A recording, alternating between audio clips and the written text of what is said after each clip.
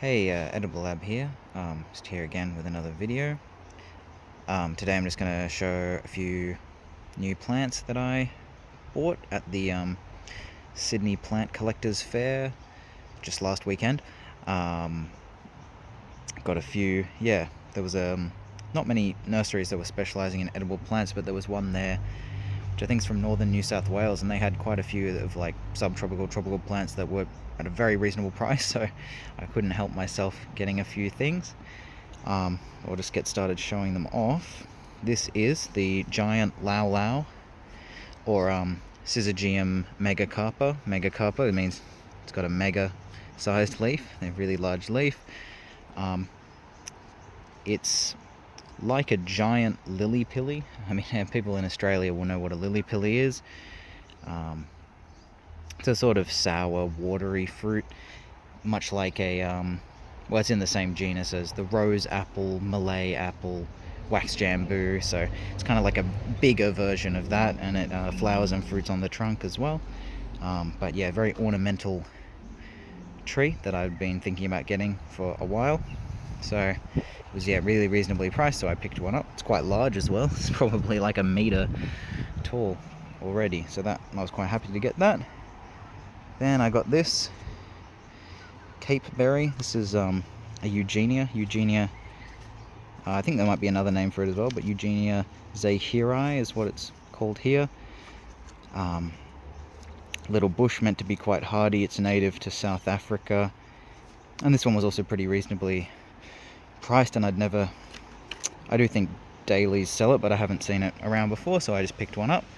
And then I got two cherry of the Rio Grandes, Eugenia. I think they have it listed as aggregata, or involucrata, I think is more commonly used now.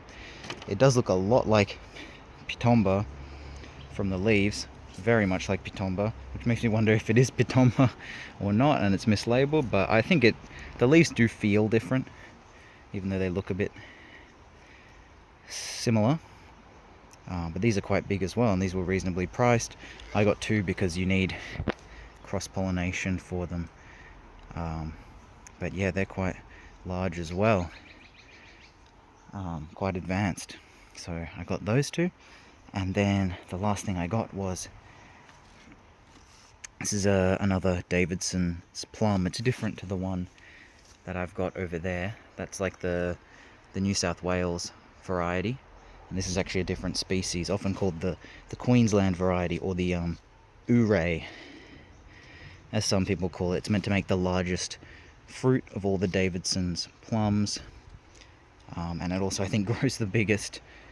But yeah, this one's called Davidsonia pruriens. But yeah, this was really cheap as well, so I just decided to pick it up.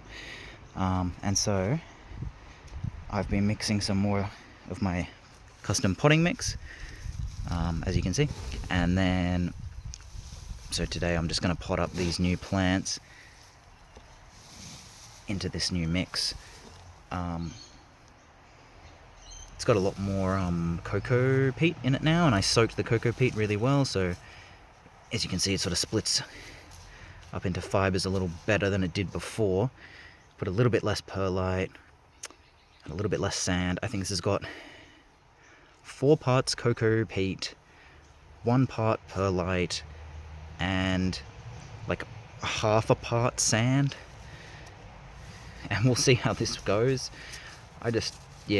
Before, it just felt like there was just way too much perlite in there. And this should still have really good drainage, just because of having that perlite and sand in it. And I'm just gonna, test it out and see how it goes. But I'm gonna get these potted up, and I'll be back after that's finished. Alright, I've potted everything up in my potting mix, and I'll just show it. Giant Lau Lau here. Put it into, I don't know, a decently big sized pot. I didn't fill it up to the top because the roots aren't incredibly deep, and I thought that then I can probably just repot it back up into this same pot. I just used the regular mix, and then I added a bit of compost to the top of each of the pots, just as a bit of, I guess, fertilizer. Just just from a compost pile we have. The Cape berry, I know this has another name, it's like Eastern Cape Myrtle or something. Yep, one's in there. The Davidson's Plum, are all looking pretty good. Cherry of the Rio Grande, number 1. Cherry of the Rio Grande, number 2 here. And then to compare it to the Pitomba, which is over there, they look very similar. They look really similar. And a bit of everything. Jackfruit has put on a little bit of new growth. It's looking okay. I'm hoping it'll make it through the winter at that size. Canister sort of stopped growing, but it's doing well. Rilinia, some of the Jaboticabas, tamarind just keeps on growing. Yeah, it's well over, actually if we extend it fully out, it's maybe close to my height. Actually taller than I thought it was. So yeah, it's got to be at least like 1.5 meters. It's like doubled in size over summer. Extremely fast growing tree. I imagine it's also wouldn't be bad interplanted with other trees if you were going to plant it in the ground. It's in the bean family, and it's like related to wattle and peanuts, and so it should be nitrogen fixing. So I imagine it's a good companion plant. And that's just a few other things. I repotted also another finger lime that I had. This is the pink ice variety. It had a bit of fruit on it when we bought it, and I just left the fruit on to try it, and then sowed some of the seeds, and I've got some of the seeds come up, so I got a few seedlings off that. But yeah, I repotted this up in that mix as well, just to give it better drainage. But yeah, that's pretty much everything for those new plants, and I'll provide some updates along the way, and yeah, stay tuned for the next video. Until then.